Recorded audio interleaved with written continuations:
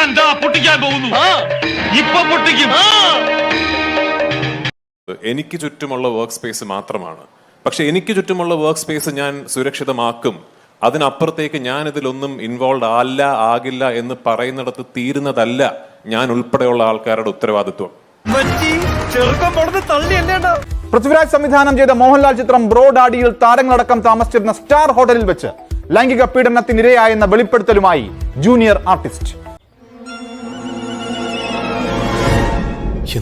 സിനിമയുടെ അസിസ്റ്റന്റ് ഡയറക്ടറായ കൊല്ലം സ്വദേശി മൻസൂർ റഷീദ് മയക്കുമരുന്ന് കലർത്തിയ ശീതളപാനീയം നൽകി മയക്കി ലൈംഗിക പീഡനം നടത്തിയെന്നാണ് ഇവരുടെ ഞെട്ടിക്കുന്ന തുറന്നു പറച്ചിൽ.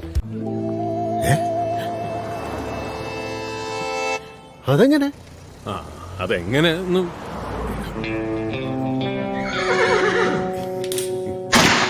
2023 ഹൈദരാബാദ് പോലീസ് ഇതുമായി ബന്ധപ്പെട്ട് ഇവർ പരാതി നൽകിയിരുന്നു. സംഭവം നടന്ന ശേഷം പൃഥ്വിരാജിന്റെ മാനേജറോടക്കം പരാതി പറഞ്ഞിട്ടും എമ്പുരാൻ എന്ന ചിത്രത്തിന്റെ ആദ്യ ഷെഡ്യൂളിൽ പ്രതിയെ ഉൾപ്പെടുത്തിയെന്നും ആരോപിക്കുന്നു.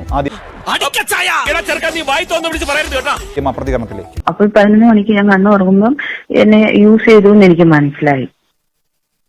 റിപ്പോർട്ടും നടിമാരുടെയൊക്കെ വെളിപ്പെടുത്തലും ഒക്കെ വന്നപ്പോൾ, ഈ വിവാദങ്ങളൊക്കെ വന്നപ്പോൾ പൃഥ്വിരാജ് പറഞ്ഞ വാക്കുകളുണ്ട്. അതിലേക്ക് ഒരിക്കൽ കൂടി.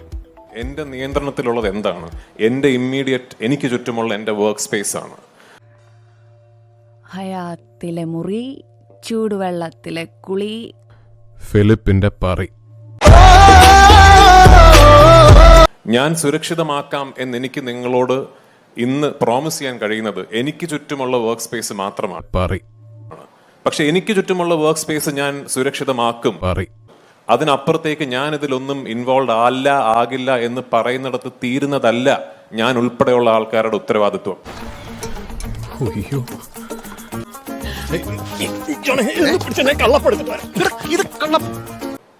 അതാണ് ഇവിടെ ഏറ്റവും പ്രാധാന്യം അർഹിക്കുന്ന പരാമർശം.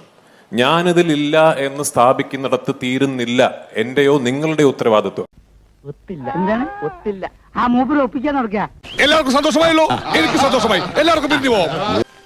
ജീവിക്കാൻ ഇപ്പം ഒരു മോഹം തോന്നുന്നു.